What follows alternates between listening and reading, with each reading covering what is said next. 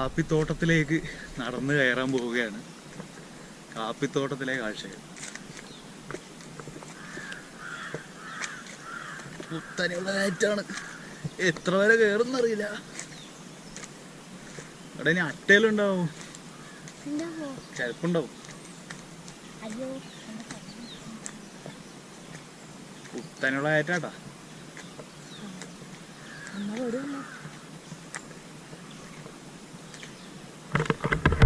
കാപ്പിത്തോട്ടം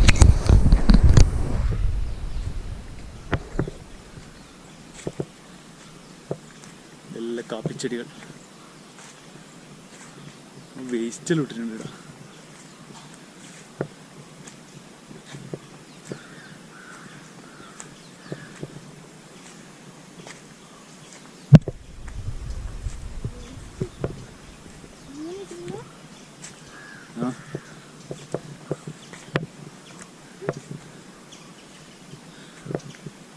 അപ്പൊ ആ റോഡിലെത്തിയെന്തോ, റോഡിലെത്തിയണേ.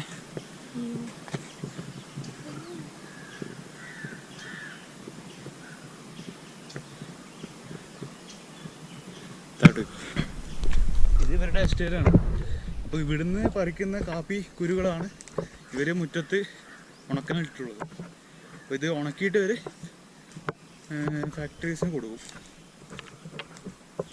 കാപ്പിക്കുരു കണ്ടു, ഞാനതാ നോക്കുന്നു. എവിടെ മേലെ വരെ നടന്നിട്ട് കിട്ടിയില്ല. അച്ഛനങ്ങനെ അവസാനം കാപ്പിക്കുരു കണ്ടുപിടിച്ചേ. കാപ്പിക്കുരു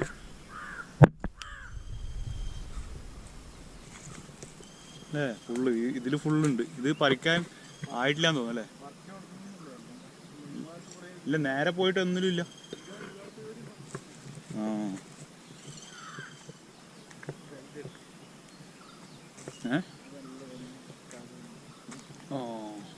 ഇത് ഇപ്പറും കാപ്പിത്തോട്ടം എന്താ സീനല്ലേ.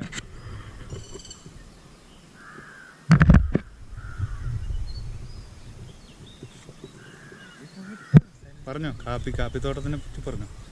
നമ്മൾ അബ്ബാനി എസ്റ്റേറ്റ് റിസോർട്ടിലാണ് ഉള്ളത്. ഇവിടെ ചുറ്റും വളരെ ഭംഗിയുള്ള കാപ്പിത്തോട്ടമാണ്. കാപ്പിത്തോട്ടം കുറേ എണ്ണത്തിൻ്റെത് വിളവെടുപ്പ് കഴിഞ്ഞിട്ടുണ്ട്. നമ്മൾ കാലത്ത് ഇവിടെ ഉണക്കാനിട്ടിട്ട് കാണാം. ഇത് എന്തൊരു ഭംഗിയാ നോക്കിയേ. അത് പഴുത്തുകൊണ്ട് പാകമായിക്കൊണ്ടിരിക്കുക കുറേ എണ്ണത്തിൽ. ഇത് കൂടുതൽ ഹൈറ്റിലേക്ക് വരാതിരിക്കാൻ വേണ്ടി ഇവർ പ്രൂണിങ് നടത്തും. അതുകൊണ്ട് എപ്പോഴും ഹൈറ്റ് ഉയരം ഇത്രയും ഉണ്ടാവില്ല. ഇത് വിളവെടുപ്പ് കഴിഞ്ഞ് ഇതെടുത്ത് വരുമ്പോഴേക്കും കൊമ്പെല്ലാം വെട്ടി കളഞ്ഞ് അടുത്തതിന് വേണ്ടിയിട്ടുള്ള പ്രൂണിങ് നടത്തിയിരിക്കും. ഞാനൊരു ഡൗട്ട് ചോദിക്കട്ടെ, ഈ തേയിലയെല്ലാം മലേൻ്റെ മേലെ നടുന്നത് നല്ല വെയിൽ കിട്ടാനാന്ന് പറയലുണ്ട് ഇല്ലേ? പക്ഷെ ഇവിടെ ഇപ്പൊ ഇത്രയും മരങ്ങളുള്ളതുകൊണ്ട് കാപ്പിക്ക് അത്ര വെയിൽ വേണ്ടേ? കാപ്പിക്ക് വെയില് തണലുള്ള സ്ഥലത്താണ് കാപ്പി കൃഷി ചെയ്യുക. അതെയോ? ഇതിന് തണല് നിർബന്ധമാണ്. അപ്പൊ അതിനാണ് ഇത്രയും തണല് കൂടുതല് തണുത്ത കാലാവസ്ഥ. തേയിലക്ക് പക്ഷേ വെയിൽ വേണം. തേയിലക്ക് ഓപ്പൺ സ്പേസ് ആയിരിക്കണം. ഓക്കെ. ഇതിന്റെ ഇടയിൽ മുഴുവൻ മരങ്ങൾക്ക് കുരുമുളക് വള്ളിയാണ് കംപ്ലീറ്റ് വരെ. അത് യൂട്ടിലൈസ് ചെയ്യും. മുളക് കൃഷി, കുരുമുളക് എല്ലാത്തിനൊന്നും ഇല്ല. ഇവിടെ കുറവാണ്. പക്ഷെ മൊത്തം അങ്ങോട്ടുള്ള പോകുമ്പോൾ കൂടുതലും കുരുമുളക് ഉണ്ടാവും. അടുത്തുള്ള എല്ലാ മരത്തിന്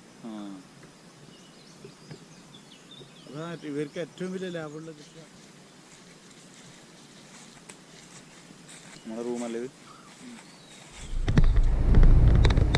നമ്മളങ്ങനെ മൂന്നാമത്തെ ദിവസം ഇബ്ബാനിക്കാട് എസ്റ്റേറ്റിൽ നിന്ന് ചെക്ക് ഔട്ട് ചെയ്ത് യാത്ര തുടങ്ങുകയാണ്.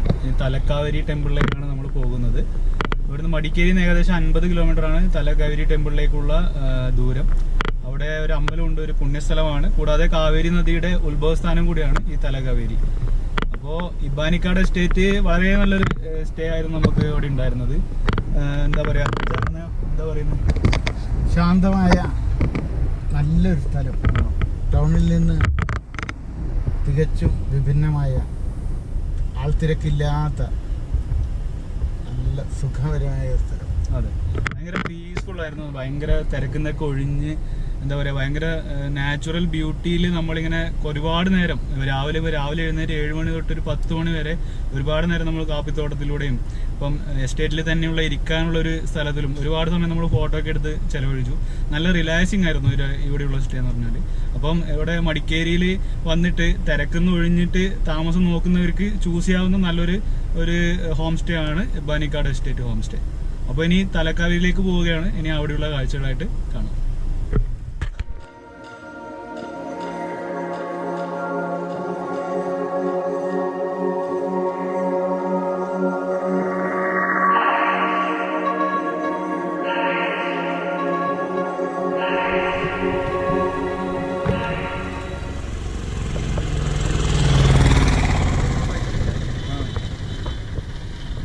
അങ്ങനെ ഒരു 1.25 മണിക്കൂർ യാത്ര കഴിഞ്ഞ് നമ്മൾ തലക്കാവേരി ക്ഷേത്രത്തിൻ്റെ അടുത്തെത്തി. ഇവിടെ വണ്ടി പാർക്ക് ചെയ്യുന്നിടത്ത് നിർത്തിയിട്ട് ഒരു 300-400 മീറ്റർ നടക്കാനുണ്ട്. ഒരു മലയുടെ മേലെയായിട്ടാണ് ഈ ഒരു ക്ഷേത്രം സ്ഥിതി ചെയ്യുന്നത്.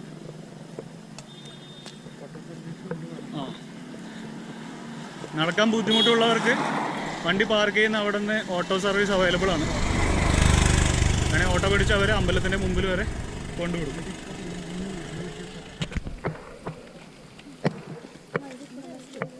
എല്ലാം ഉരുൾപൊട്ടിയതല്ലേ? കംപ്ലീറ്റ് ഒരു യാഗം മുഴുവൻ ഉരുള് പൊട്ടിയത് അതുവഴി തകർന്ന് ഒഴുകിപ്പോയതല്ലേ?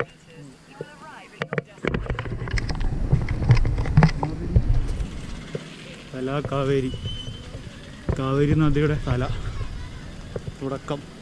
ചെരുപ്പിട വെക്കണം തോന്നട്ടോ. ഇവിടെ ഇങ്ങനെ കഴിച്ചാൽ പോരെ?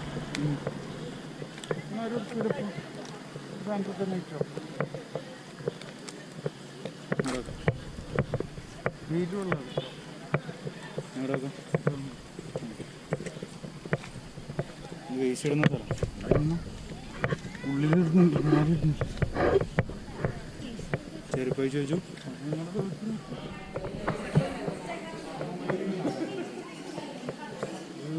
വീതിയില്ല. അതെ, സ്റ്റെപ്പാണ്.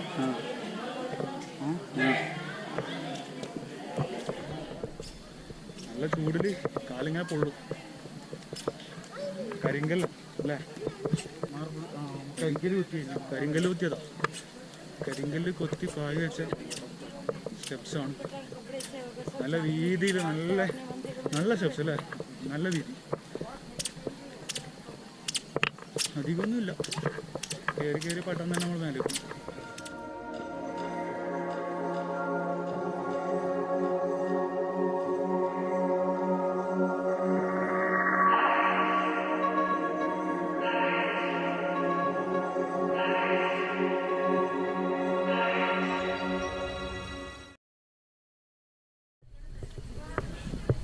ഞങ്ങൾ തലക്കാവേരി ക്ഷേത്രത്തിൽ എത്തിയിരിക്കുകയാണ്. അതിൻ്റെ നടയാണ് ഇപ്പോൾ എല്ലാവരും കാണുന്നത്. ഇവിടെ നല്ല തിരക്കുണ്ട്. എന്നാൽ കോവിഡ് പ്രോട്ടോക്കോളെല്ലാം പാലിച്ചുകൊണ്ട് ഒരു 70% ആളുകളും മാസ്ക് ഇട്ടിട്ടുണ്ട്. ഒരു അമ്പലത്തിനുള്ളിൽ പ്രവേശിക്കുക. അവിടെ നിന്ന് എല്ലാവരും പുറത്തേക്ക് ഇറങ്ങി പെട്ടെന്ന് തന്നെ പുറത്തേക്ക് ഇറങ്ങുന്നുണ്ട്.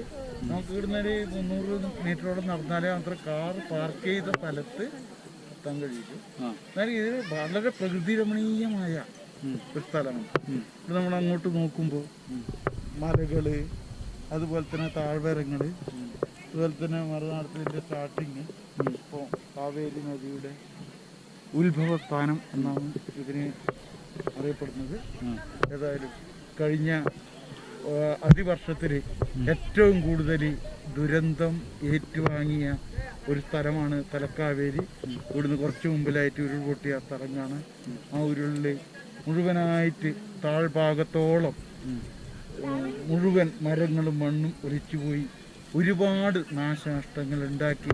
അതിൽ നിന്ന് അതിജീവിച്ച് ഇന്ന് ഈ ക്ഷേത്രത്തിലേക്കുള്ള വഴി ഈ നിലയിലായിരിക്കുകയാണ്. വീണ്ടും നമുക്ക് കാണാം.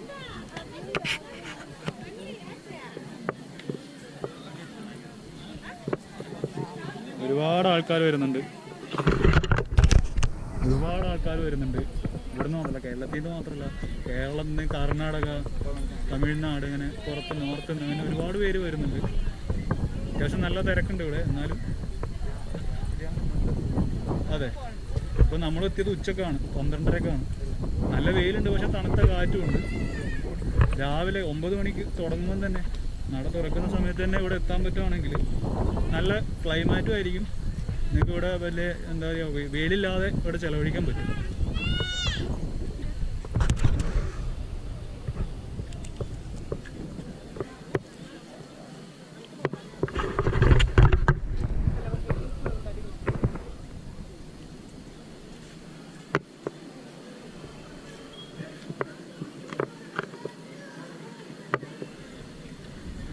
ഈ ഒരു സ്ഥലം വരെ വണ്ടി വരുള്ളൂ. പിന്നെ ഇവിടെ നിന്ന് അങ്ങോട്ടൊരു 300 മീറ്റർ നടക്കണം. അപ്പം ഇവിടെ നിന്ന് ഇപ്പുറത്തെ ഉള്ള പറമ്പിലും റോഡ് സൈഡിലൊക്കെ ആയിട്ട് വണ്ടി പാർക്ക് ചെയ്യാൻ പറ്റും. ഒരുപാട് വണ്ടികൾ പാർക്ക് ചെയ്തിട്ട് വേണം. അപ്പം വരുന്നവർക്ക് ഇത് നിർദ്ദേശം നൽകാൻ അങ്ങ് കയറുന്ന അവിടെ ആളുണ്ടെങ്കിൽ കുറച്ചുകൂടി സൗകര്യമായിരിക്കും. അല്ലെങ്കിൽ എല്ലാ വണ്ടിയും ഇവിടം വരെ വന്നിട്ട് തിരിച്ചു പോകേണ്ട അവസ്ഥയാണ്.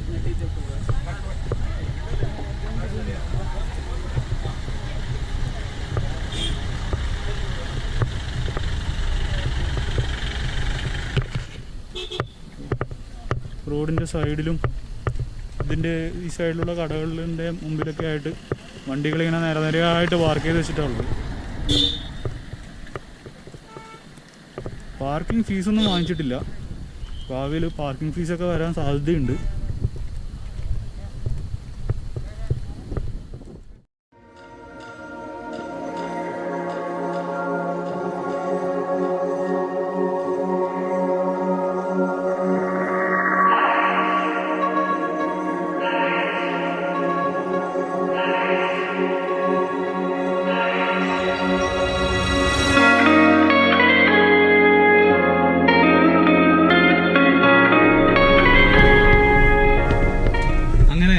ദിവസത്തെ കൂർഗ് യാത്രയ്ക്ക് ശേഷം ഞങ്ങൾ തിരിച്ച് വീട്ടിലെത്താറായി. ഇന്ന് 3-ാമത്തെ ദിവസം വൈകുന്നേരമായി, സൂര്യാസ്തമനമാണ്. അങ്ങനെ ഇന്നത്തെ വീഡിയോ ഇവിടെ തീരുകയാണ്. വീഡിയോ കണ്ടതിന് നന്ദി. ഇഷ്ടമായെങ്കിൽ ലൈക്കും സബ്സ്ക്രൈബും ചെയ്യുക. ഇനി അടുത്ത വീഡിയോ കാണാം. അതുവരെയ്ക്കും ഗുഡ് ബൈ.